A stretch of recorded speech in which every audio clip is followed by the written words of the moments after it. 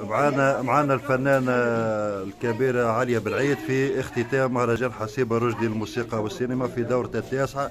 لو تعطينا كلمة على حول الأجواء في مهرجان حسيبة رشدي. اولا على الفنانه الكبيره حسيبه رشدي، الله يرحمها وينعمها، فنانه كبيره وانا من محبيها كشخصها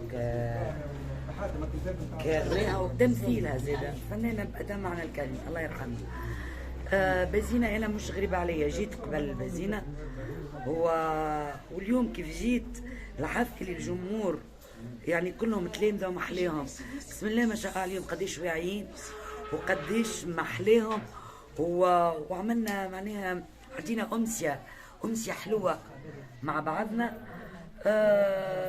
في الحفل ومنظمي الحفل يعني كانوا في المستوى سي لطفي كلهم محليهم، لاكوي الاحترام الفنان قديش عطاني برشا يموخ، معناها ميرسي بوكو، وان شاء الله في عوده يا ربي الى الجمهور هذايا والمكان هذا والفضاء، قدرة ربي نحب نرجع.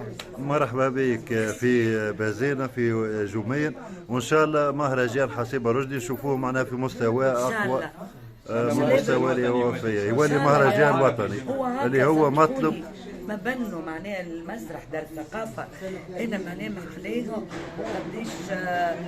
قديش معناها الركحه محلاه مزيان، لي لوج اللي ساعات تلقاهم في اعلى المسارح ما تلقاش لي لوج بالنظافه هذيا وبالمرايه والدنيا، بصراحه معناها لقيت روحي في ظروف طيبه، بارك الله فيكم.